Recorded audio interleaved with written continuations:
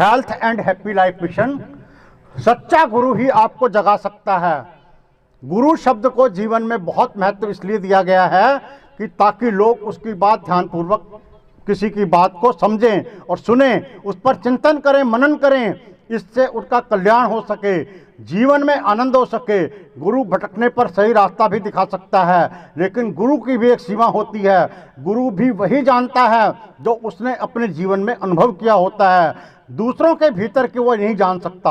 अपने जीवन में गुरु को महत्व देने के साथ साथ उस गुरु को भी मत भूल जाना जो आपके भीतर बैठा है। गुरु भी उसी का सहयोग कर सकता है जो आत्मनिर्भर हो। यदि हम पूर्ण रूप से गुरु के ऊपर निर्भर हो जाएंगे तो हमारा विवेक शून्य हो जाएगा और गुरु का बताया हुआ भी व्यर्थ हो जाएगा। हर शिक्षा को विवेक के तराजू में तोलना होता है, नहीं तो अर्थ का अनर्थ हो जाता है। बड़ी ध्यान देने वाली बात है। गुरु सिखाता है कि मंदिर ध्यान करने के लिए, विचारों में पवित्रता लाने के लिए सर्वश्रेष्ठ स्थान है। आप मंदिर जाना भी सीख गए, लेकिन वहाँ जाकर आप ना ध्यान करते हैं, ना विचारों को पवित्र करते हैं, क्योंकि आपने सिर्फ ये सीख लिया कि मंदिर जाने से लाभ होता है।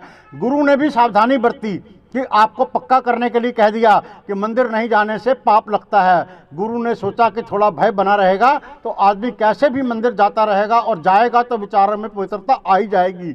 लेकिन सब ने भय को पकड़ लिया और भयवश मंदिर जाना शुरू कर दिया। जब मनुष्य भय के वशीभूत हो जाता है तो उसका अपना विवेक काम करना बंद कर देता है। आप तो ये तक भूल गए कि मंदिर पवित्रता, शांति, आनंद, प्रेम व शक्ति का प्रतीक है, लेकिन हम मूर्ति के आकार प्रकार में उलझ जाते हैं और आपस में भेद करना शुरू कर देते हैं। जीवन में स्वयं का विवेक होना बहुत आवश्यक है। गुरु के सीखे हुए को जीवन में कैसे उतारना है, गुरु की महिमा करना तो हमें बहुत सिखाया गया है, वर्णन करना बहुत सिखाया गया है कि गुरु के बिना कोई गति नहीं है। और हम अपने भीतर एक डर भी पाल लेते हैं कि कहीं गुरु नाराज ना हो जाए।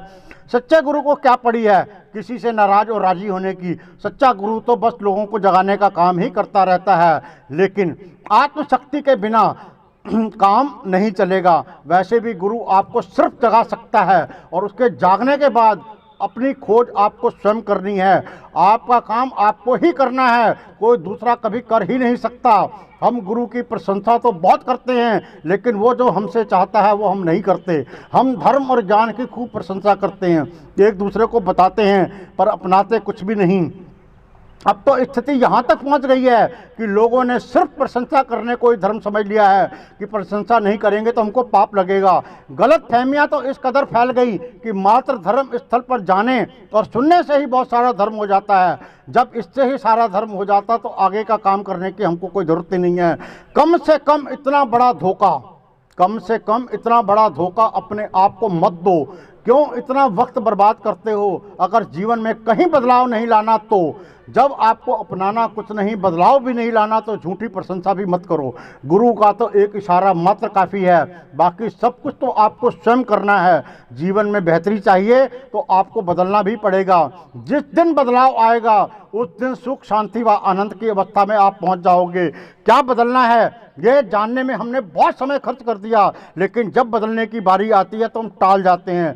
जो व्यक्ति खुद को नहीं बदल पाता, जो व्यक्ति खुद को नहीं बदल पाता वह बार बार गुरु को बदलता रहता है। उसे लगता है कि उसको गुरु सही नहीं मिला, खुद का काम पूरा किया नहीं, दोष गुरु को देता है, जबकि सत्य तो एक ही है। जुबान अलग अलग हो सकती है, कहने का तरीका भी अलग अलग हो सकता है।